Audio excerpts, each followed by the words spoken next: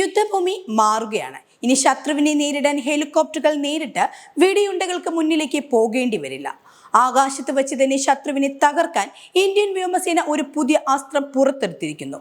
അതാണ് വായുബാൺ. ഹെലികോപ്റ്ററുകളിൽ നിന്ന് വിക്ഷേപിക്കാൻ കഴിയുന്ന ഇന്ത്യയുടെ ആദ്യത്തെ തദ്ദേശീയ ഡ്രോൺ സിസ്റ്റം. എന്താണ് വായുബാൺ? ഇത് എങ്ങനെയാണ് ഇന്ത്യൻ പ്രതിരോധ മേഖലയെ മാറ്റാൻ പോകുന്നത്? നമുക്ക് നോക്കാം. ലളിതമായി പറഞ്ഞാൽ ഹെലികോപ്റ്ററുകളിൽ നിന്ന് തൊടുത്തുവിടാവുന്ന ഒരു ചെറിയ ഡ്രോണാണിത്. വായുവിൽ വെച്ച് ലോഞ്ച് ചെയ്യപ്പെട്ടാൽ ഇത് സ്വയം ലക്ഷ്യസ്ഥാനത്തേക്ക് സഞ്ചരിക്കുകയും അവിടെയുള്ള ദൃശ്യങ്ങൾ തത്സമയം കൺട്രോൾ സെന്ററിലേക്ക് എത്തിക്കുകയും ചെയ്യും. നിരീക്ഷണം മാത്രമല്ല, ഒരു ചെറിയ വാർഹെഡ് വഹിക്കാനും കൃത്യമായ പഞ്ച് നൽകാനും ഇതിന് കഴിയും. ശത്രുവിന്റെ മിസൈൽ പരിധിക്കപ്പുറം സുരക്ഷിതമായി നിന്നുകൊണ്ട് തന്നെ ഹെലികോപ്റ്ററുകൾക്ക് ഈ ഡ്രോൺ വഴി ആക്രമണം നടത്താം. ഒരു വർഷത്തിനുള്ളിൽ തന്നെ ഇതിന്റെ ട്രയൽസ് പൂർത്തിയാക്കി സൈന്യത്തിന്റെ ഭാഗമാക്കാനാണ് വായുസേന ലക്ഷ്യമിടുന്നത്. വായുബാണിന്റെ കരുത്ത് അതിന്റെ സാങ്കേതിക മികവിലാണ്. 50 കിലോമീറ്ററിൽ കൂടുതൽ ദൂരം സഞ്ചരിക്കാൻ ഇതിന് ശേഷിയുണ്ട്. പകലും രാത്രിയും ഒരുപോലെ ദൃശ്യങ്ങൾ പകർത്താൻ ഇലക്ട്രോ ഒപ്റ്റിക്കൽ ഇൻഫ്രാറെഡ് സെൻസറുകൾ ഇതിലുണ്ട്.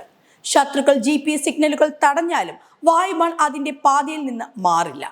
ഇത് നമ്മുടെ വടക്കൻ അതിർത്തികളിൽ വളരെ നിർണായകമാണ്. നിലത്തു നിന്നുള്ള ഗ്രൗണ്ട് സ്റ്റേഷനുകൾ വഴിയോ അല്ലെങ്കിൽ ആകാശത്ത് വെച്ച് ഹെലികോപ്റ്ററിൽ നിന്ന് തന്നെയോ ഇതിനെ നിയന്ത്രിക്കാം. ലോകത്തിലെ അതിശക്തരായ രാജ്യങ്ങൾ പോലും ഇത്തരം സാങ്കേതിക വിദ്യയുടെ പരീക്ഷണ ഘട്ടത്തിലാണ്.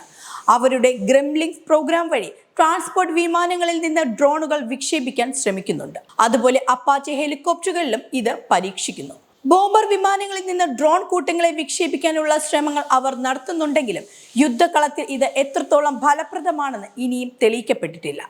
ഇവിടെയാണ് ഇന്ത്യയുടെ വായുബാൺ പ്രസക്തമാകുന്നത്. അതിവേഗത്തിൽ ഒരു വർക്കിംഗ് മോഡൽ തയ്യാറാക്കുന്നതിലൂടെ ഇന്ത്യ ഈ എലൈറ്റ് ഗ്രൂപ്പിൽ ഇടം പിടിക്കുകയാണ്. വായുസേനയുടെ ഡയറക്ടറേറ്റ് ഓഫ് എയ്റോസ്പേസ് ഡിസൈൻ ആണ് ഇതിന് നേതൃത്വം നൽകുന്നത്. ആഭ്യന്തര കമ്പനികൾക്കാണ് ഇതിന്റെ നിർമ്മാണ ചുമതല നൽകുക. ഇത് ആത്മനിർഭർ ഭാരത് എന്ന ലക്ഷ്യത്തിലേക്കുള്ള വലിയ ചുവടുവയ്പ്പാണ്. എങ്കിലും ചില വെല്ലുവിളികളുമുണ്ട്. ചെറിയ ഡ്രോണുകളിൽ വലിയ വാർഹെഡുകൾ ഘടിപ്പിക്കുക, ശത്രുവിന്റെ ഇലക്ട്രോണിക് തടസ്സങ്ങളെ മറികടന്ന് ഡാറ്റ ലിങ്ക് നിലനിർത്തുക എന്നിവ പ്രധാനമാണ്. കൂടാതെ സിയാച്ചിൻ പോലുള്ള ഉയരത്തിലുള്ള സ്ഥലങ്ങളിൽ ഇതിന്റെ പ്രവർത്തനം ഉറപ്പാക്കേണ്ടതുണ്ട്. 2027 പകുതിയോടെ വായുബാൺ പൂർണ്ണമായും സൈന്യത്തിന്റെ ഭാഗമാകുമെന്നാണ് പ്രതീക്ഷിക്കുന്നത്. ഇതോടെ MI-17 ധ്രുവ് തുടങ്ങിയ ഹെലികോപ്റ്ററുകളുടെ കരുത്ത് 10 മടങ്ങ് വർദ്ധിക്കും. പൈലറ്റുമാരുടെ ജീവൻ അപകടത്തിലാക്കാതെ തന്നെ ശത്രുപാളയത്തിൽ മാരകമായ പ്രഹരമേൽപ്പിക്കാൻ ഇന്ത്യക്ക് ഇതിലൂടെ സാധിക്കും.